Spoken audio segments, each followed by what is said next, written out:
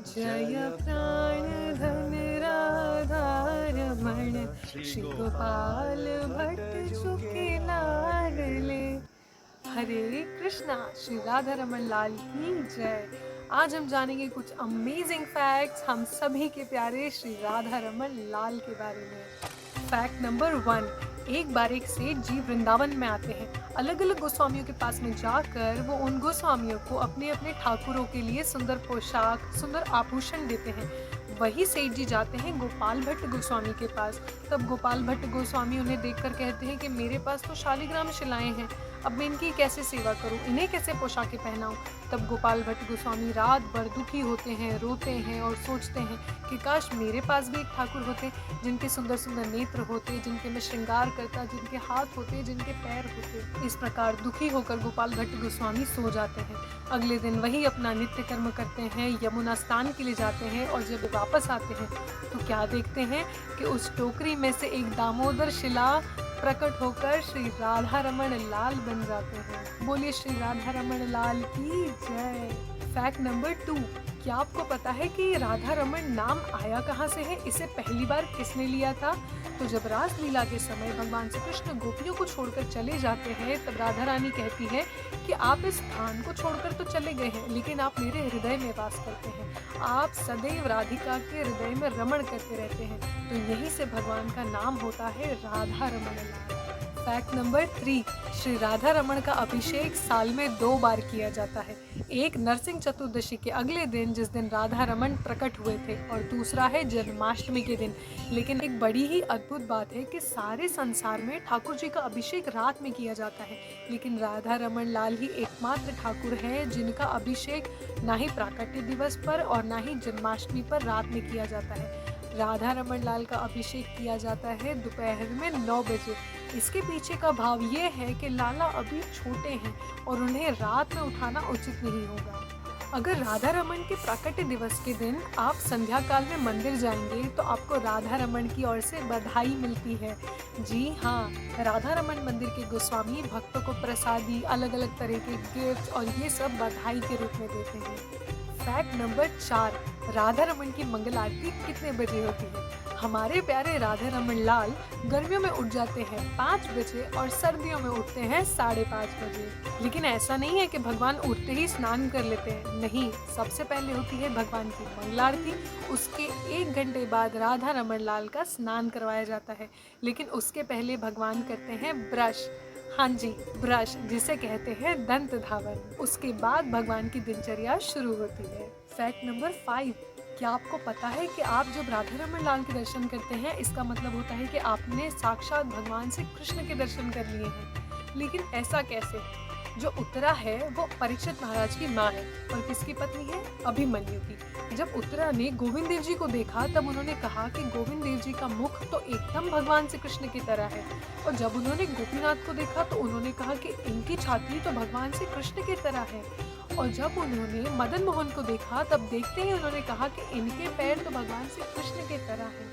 और जब हमारे गोस्वामियों ने, सनातन गोस्वामी जब राधा रमन को देखते हैं तब वे कहते हैं कि राधा रमन के पैर तो मेरे मदन मोहन के तरह है। जब रूप गोस्वामी देखते हैं तो वो कहते हैं कि राधा रमन का मुख तो मेरे गोविंद देव जी की तरह है। और जब मधु पंडित देखते हैं तब वे कहते हैं कि इनकी छाती तो मेरे गोपीनाथ की तरह है।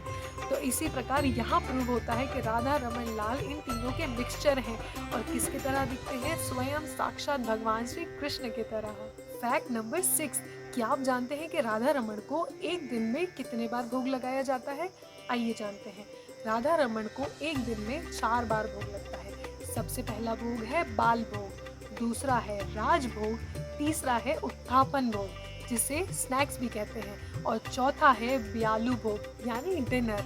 और रात में लगाया जाता है भगवान राधा रमन को गर्मा गर्म दूध का भोग। लेकिन इसमें एक खास बात है कि राधा रमन लाल को हर भोग के साथ में 2 स्पेशल चीज़ें दी जाती हैं और वो है पहला पान और दूसरा है कुलिया प्रसाद। Fact number 7।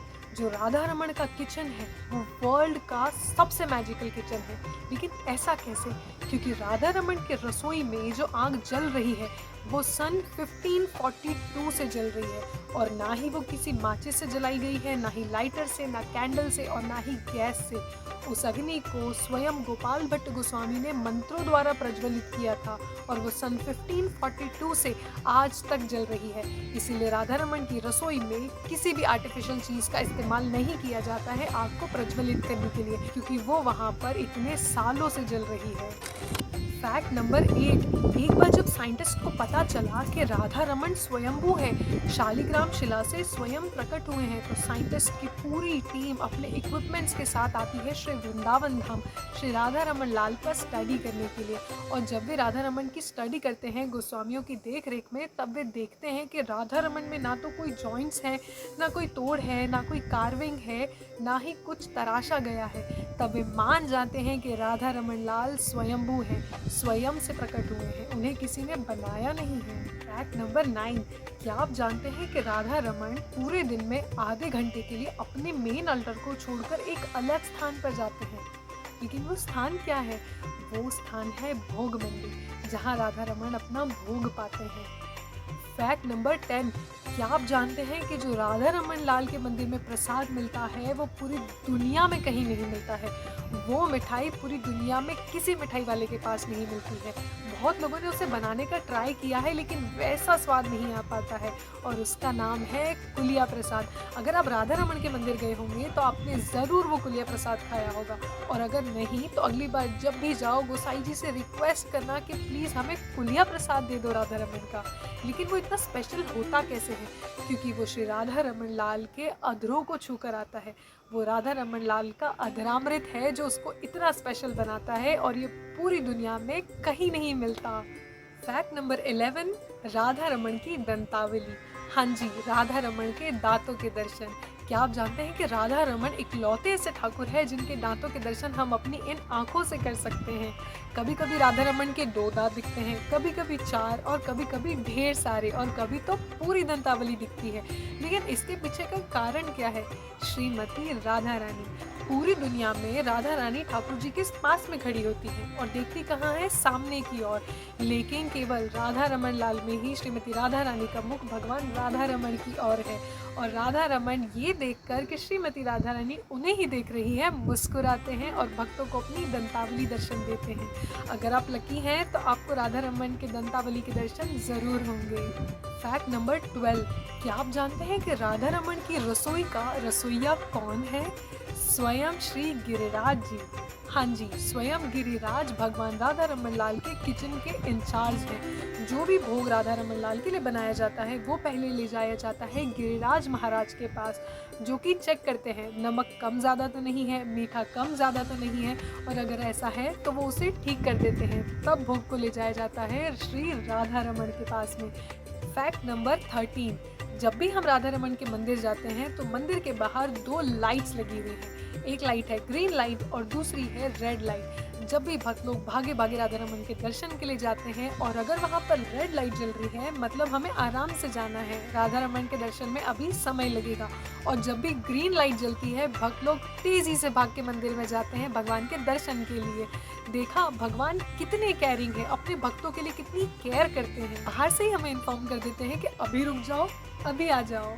फैक्ट नंबर 14, क्या आप जानते हैं कि राधा रमन के प्राकट्य दिवस के दिन और जन्माष्टमी पर जब भगवान का अभिषेक पूरा हो जाता है तो उसके बाद मंदिर के सारे गोसाई मिलकर राधा रमन लाल को आशीर्वाद देते हैं?